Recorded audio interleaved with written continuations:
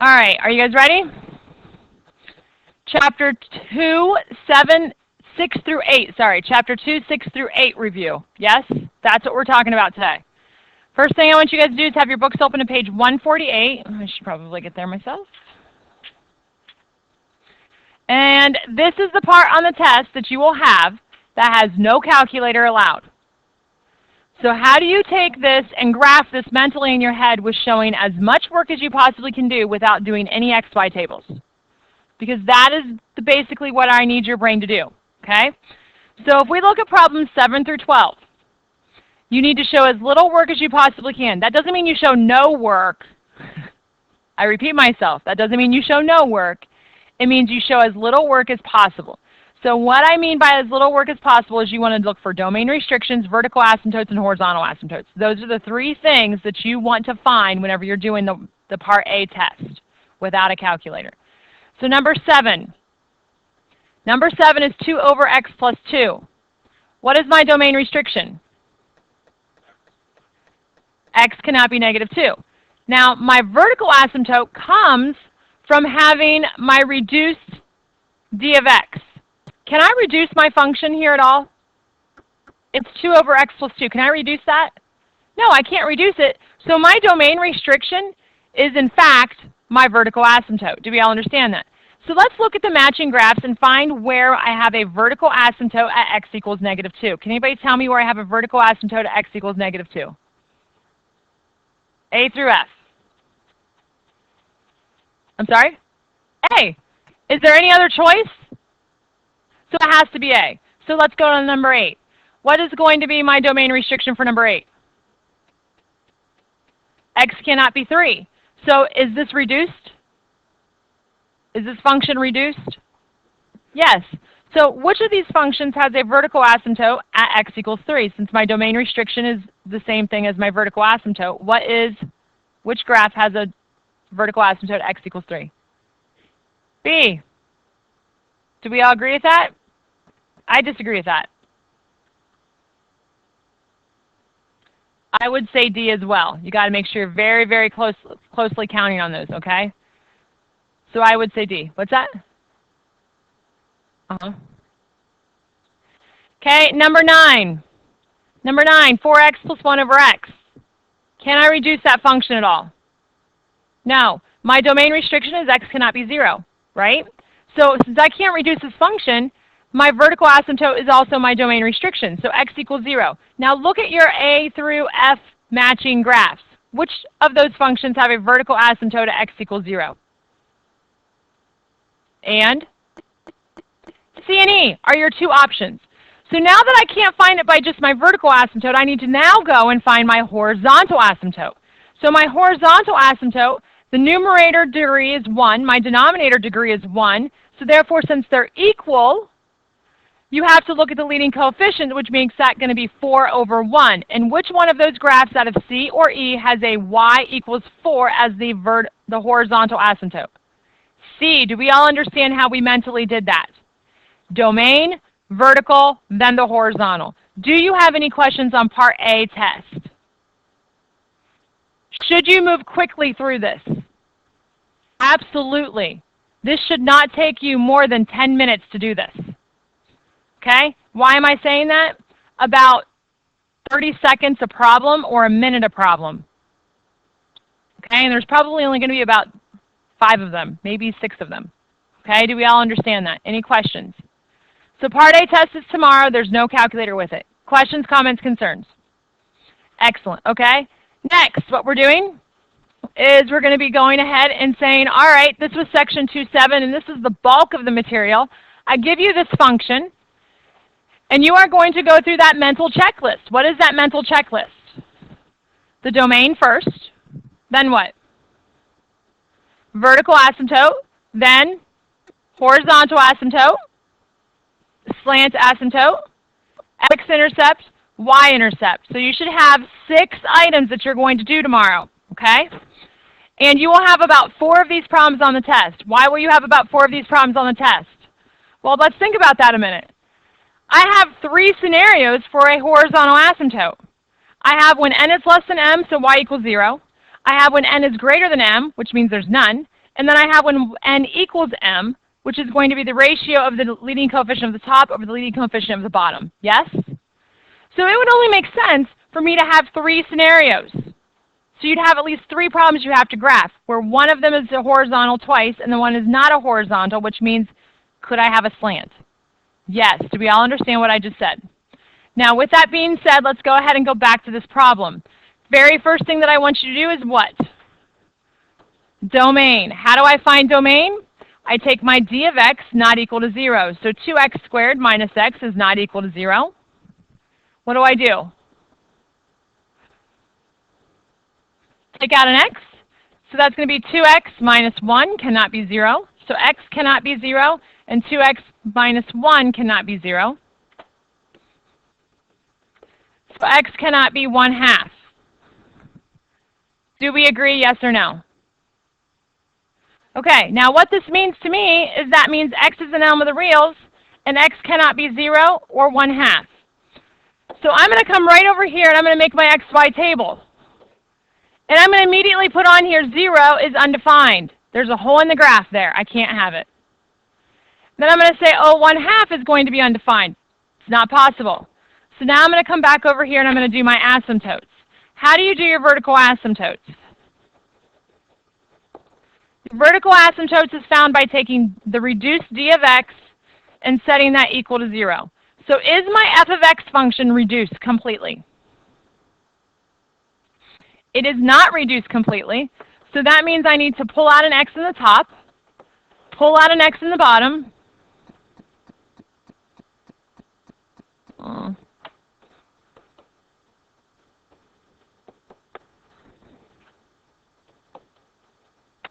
Okay, and now I need to go ahead and reduce. What happens?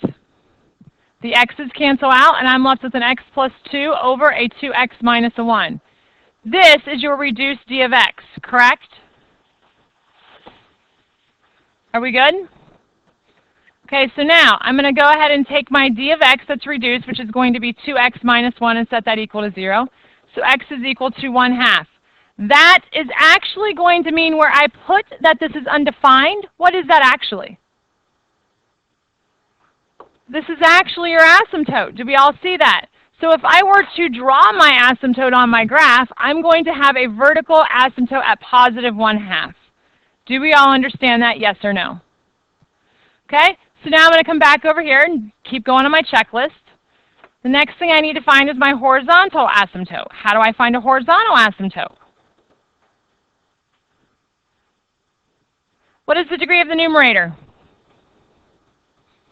What is the degree of the denominator? And since they're equal, that means y is equal to a sub n over b sub m. And what is a sub n? 1. What's b sub m? So this means I'm going to have y is equal to 1/2. Do we see that, yes or no? We good? So I'm going to come back over here, and I'm going to have an undefined here at y equals 1/2. Why? Because that's an asymptote, isn't it? Okay? So I'm going to go ahead, I'm going to graph that at 1/2 positive. There's my asymptote. Do we see that, yes or no? We good? Okay, so I come back over here and I keep doing my checklist. But what is my slant asymptote? Why do I have none for a slant asymptote?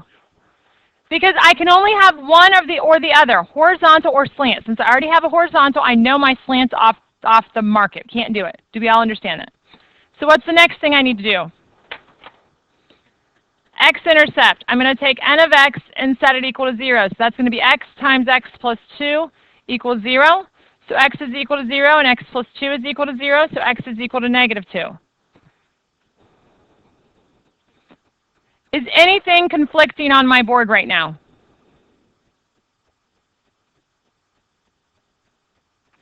What's conflicting is going to be that I can't be x equals 0 because it's a domain restriction. So therefore, that means this one is tossed out. Why? Because we could have taken our reduced n of x, right? And we didn't. We took our original n of x. If you would take your reduced n of x, you would have never had that problem. Do we all understand that? But I know some of you are going to screw up on the test tomorrow, which is why I did that, and I wanted you guys to see that. Okay? So if you take the reduced n of x, you'll be much better. okay, to find the x-intercepts. So I only have the x-intercept to be -2, 0. So I come back over here, and I'm going to have -2, 0. Do we see that? So at -2, I'm going to put an x-intercept. Do we see that, yes or no? We good? Okay, so now I'm going to keep on going, and now I'm going to find what? My y-intercept. How do I find my y-intercept? You're going to put 0 in for the x's. So if I put 0 in for the x's, what is that going to be? And I'm going to graph this now, because when in doubt, what can you always do? I need a graph, so control division. And my original function is x squared. Somebody help me out here. Plus 2x over 2x squared minus x. Okay, so that's my graph. Do we all understand that? If I do a menu, trace, graph trace, and I say x equals 0. When x equals 0, what's my y value? Undefined. Why? Because can you ever divide by 0? No. And if you look at this, if you go to your original one right here, and you plug this in and you had an x squared plus a 2x over an 2x squared minus an x, and put zeros in for all of those, zeros in for all of those means I have 0 divided by 0. Can you ever divide by 0? No, so it's going to be undefined. Do we all understand that? So that's why at 0 I have the undefined. And you have to add that back over to your lovely little page here. So at 0, I'm still undefined. Do we see that? And we already knew that. Yes? Okay. So now that we know what the graph looks like, I'm going to come back over to my graphing calculator, and what am I going to do? I want to do x equals -2, and I want to confirm I'm good. I'm going to hit a Control T. Why am I hitting a Control T? To find other nice points. Now, I'm going to go ahead and I'm going to change my table settings, and I'm going to have it start at 1 divided by 2, and I'm going to have it go by half-unit steps. Why? Because my asymptote is at +1/2. And guess what I want to see? Stop. I want to see at +1/2 that it is undefined. Do we see that? So I know I'm right. And then I also have at 0, it's undefined. Okay? So now you have to start choosing numbers below +1/2. So I have 0, it's undefined. At 1/2, I have an asymptote. At -2, I have 0. So you're going to have to look at those numbers and figure out which ones are going to be pretty easy to graph. So probably -1, and then -1/3. That wouldn't be terrible, right?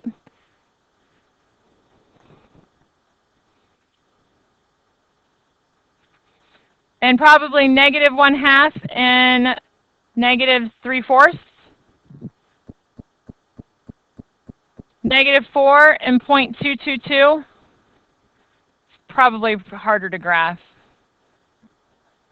Yes, if you want to turn the lights back off, it's hard to see, isn't it? Put them in the middle. Thank you. Is it better? Okay. So at -4 and then 0.25, I would graph that one. Do we all see that, yes or no?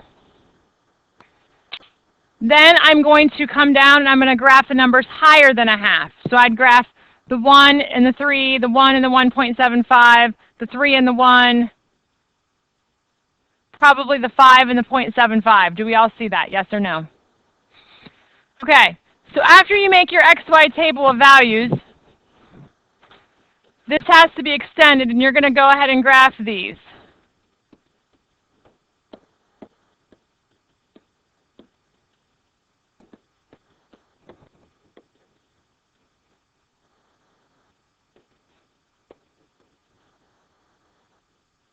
Oh, that's supposed to be a positive. and then -1 and -1/3. So whenever you graph those, this is what you're going to have. However, I need you to make sure that you have a hole right here in the graph. Why do I need a hole right there in the graph? That's where y equals undefined, right? I want you to literally put a hole in the graph there. So you're going to put a hole in the graph there and then have it keep going through. You with me?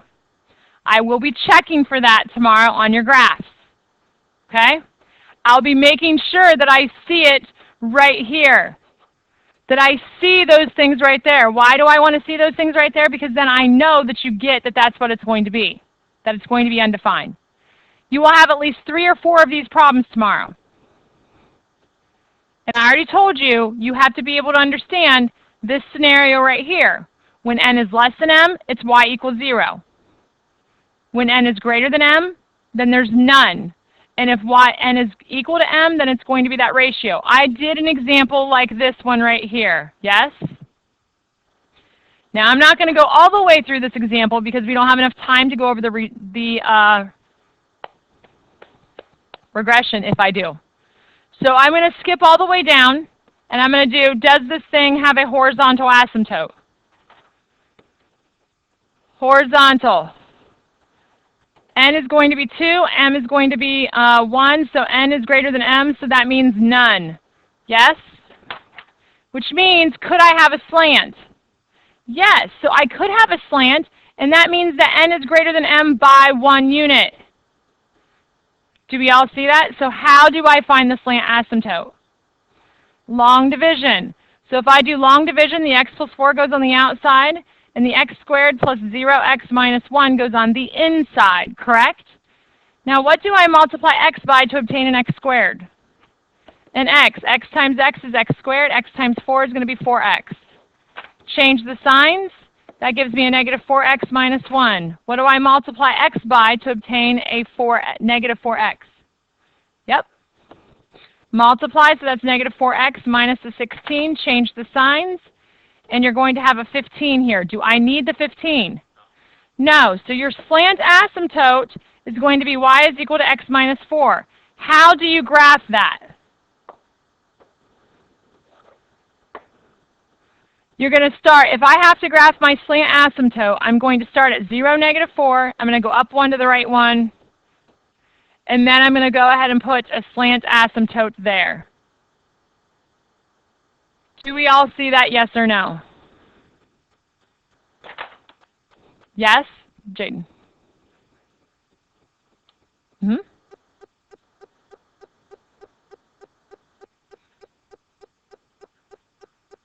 You good? Okay. Do we understand what I have going on up here about the slant asymptote and why we're doing it the way we're doing it here? Are we good? Yes or no? Okay. So again, you're going to have 4 of those graphing problems tomorrow. You need to make sure that you understand what those graphing problems are. Yes? Domain, domain, vertical, horizontal, slant, x-intercepts, y-intercepts, putting them on a graph, graphing the asymptotes, and then doing checkpoints on the right-hand side. Any questions over any of that? Do not leave anything blank on the test. If there does not have one that exists, don't leave it blank, put none. None means you have acknowledged it and you know that it does not exist out there. Do we all understand what I just said? Okay, the next thing that we're going to be doing is we're going to be talking about regression. So regression. Yes, you may use your steps on tomorrow's test. Okay? On the test, I'm going to make you do linear and quadratic. So the very first thing you're going to do is you're going to do the linear regression. And then you're going to do the quadratic regression.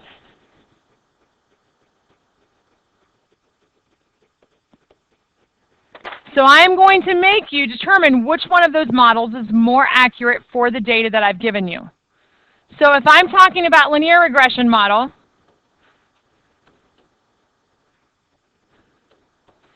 I need you to go ahead and do this data. So we're going to do on page 166, we are going to do number 15.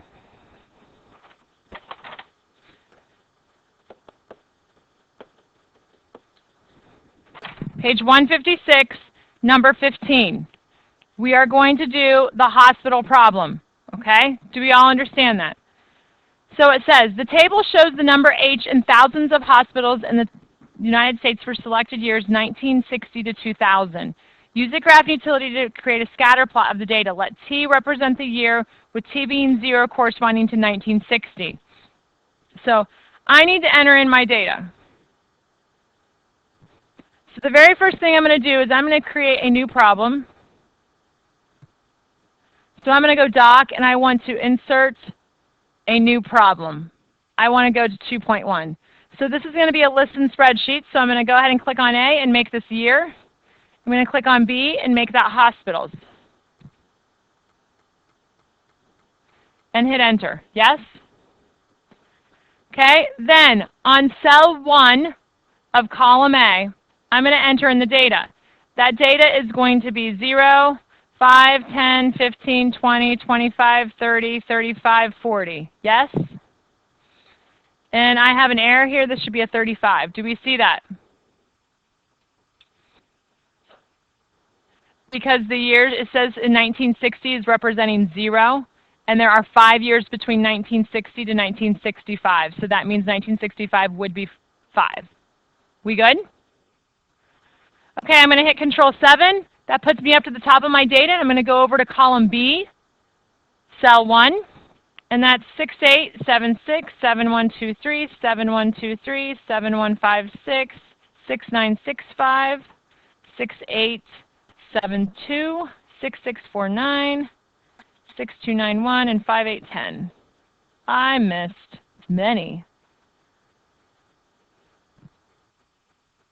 Oh, I never hit enter there. I hate it when that happens.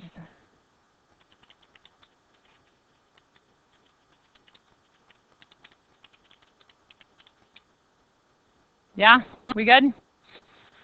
Okay. So from there, I'm going to go ahead and hit Control 7, just checking out my data, making sure I didn't mess up again. And then I'm going to hit Control Doc, and I want to graph this page.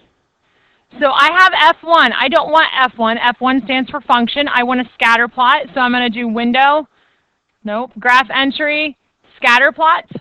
And this is going to be year. And this is going to be hospitals.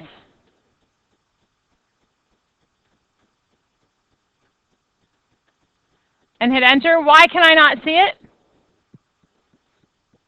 My window is not the correct window size, so window zoom, and I want data. Okay? Clearly, what can you tell from this data?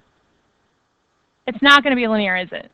But do I want you to still do the linear model? Yes, I do. Okay? So we can see this data. We know it's probably going to be quadratic, but I still want you to go through the steps. So we're going to hit Control Doc, and we are going to add a calculator page. And we're going to hit Menu, Stats, Stat Calculation, and Linear Regression, MX plus B. This is going to be your year. This is going to be your hospitals. I'm going to store that in F1.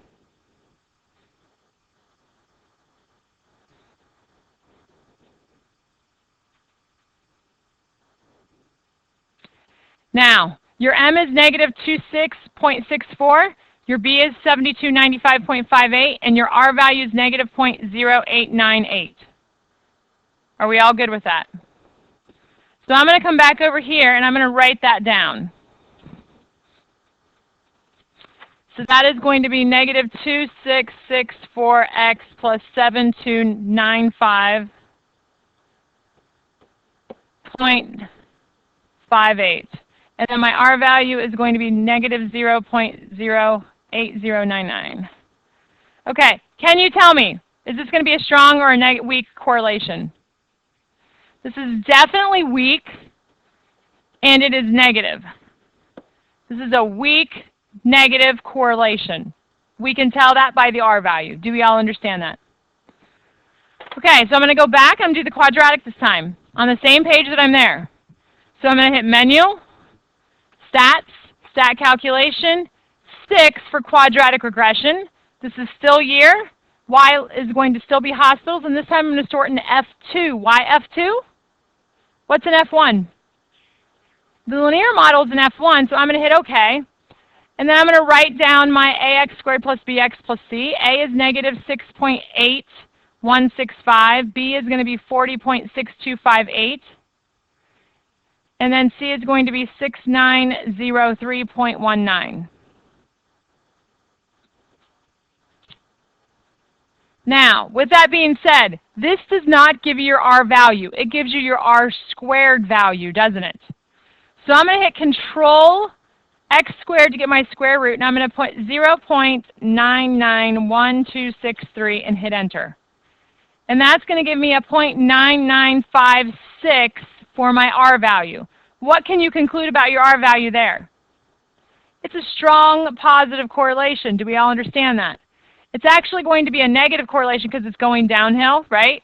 So that means it's going to have a maximum. Make sense? Okay? But that's going to be a very strong correlation. We good?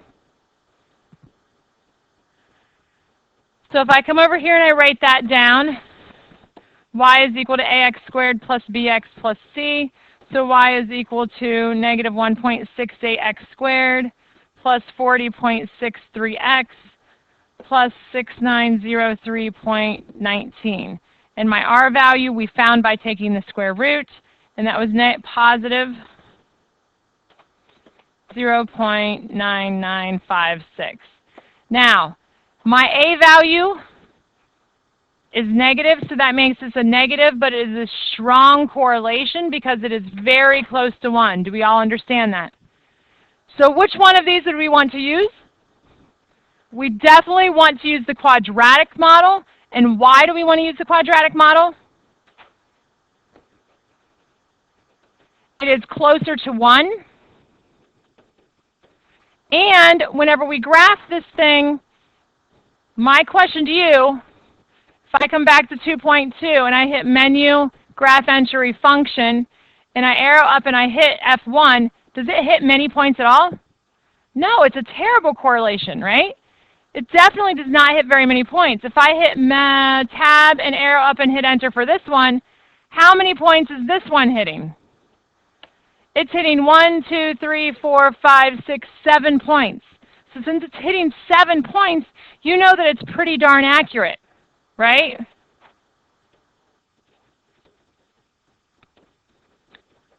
It hits 7 of our points. That's a big deal, right? Now, I'm going to ask you to use this to predict the maximum or the minimum. Why the maximum or minimum? Because that's the important part of a quadratic function, right? So I'm going to come back over here and I'm going to hit Menu, Analyze Graph, Maximum. I want the maximum of this graph right here. So I'm going to go to the left, hit Enter, go to the right, and hit Enter. And I have 12.1. What does 12.1 correspond to? Well, 0 is 1960, so 10 is going to be 1970. So what does 12 correspond to? 1972. So in 1972, I will have the maximum number of hospitals that I'm ever going to have ever in the United States. Now, is this a good model to use technically to describe this? Why do you say no, Paul? Correct. Unless we're ridden with complete warfare to the point where we have decimated many cities in our country and we no longer have an increase in our population, but we now have a decrease in our population, that's the only way our hospitals are going to decline. Or if we come into some huge medical research where we're curing so many diseases that we no longer need hospitals. Are those chances going to be something that happens? No. It's not going to happen. So this is probably not the most ideal model in the world. So after 1972, all the data afterwards is probably not very good. Do we all understand the scenario and why this is not a good model to use, but at the same time it's better than the linear one? Do we get that? Yes or no? Any questions on what I expect out of you tomorrow on the test?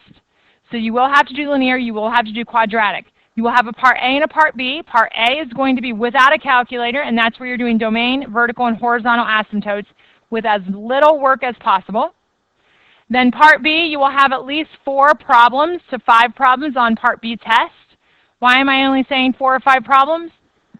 Because remember I said that for horizontal you have 3 different cases, and I'm going to want a case from each one of them. Wouldn't you agree? And I might throw another one in there just for fun. And then you'll have your regression models. Any questions? Can you do this tomorrow on the test? Excellent. Now, with that said, today we reviewed. Tomorrow is part A and B test, and then Wednesday you'll be finishing the test. I would love, love, love to have any and all work handed in to me for the entire second 9 weeks by Wednesday. I'll be doing a class preparedness grade of all of your assignments that you've had from me so far. That'll be in to me by tomorrow. Why by tomorrow? Because if you don't have everything done by tomorrow, that means you're not ready to take the test. And I need you to be ready to take the test, yes? So a class preparedness grade will go in tomorrow in the grade book. So as soon as you walk in my room, I will grade your papers, and I will record a class preparedness grade before I start grading your tests. Any questions over what I just said? Also, by November 27th, which is going to be our lovely little day before Thanksgiving break, which is Wednesday, if you do not have all of your work in, it goes to zeros, which means you lose the opportunity for extra credit at the end of the 9 weeks. Why am I doing this? Because I just submitted midterms grades, and whenever we come back from Thanksgiving break, I do not want to have to worry about everything before Christmas vacation. And then we only have a week whenever we get back from Christmas vacation, so I need you guys to stay on task the entire time. Questions, comments, or concerns? Okay, excellent. Go ahead and finish studying.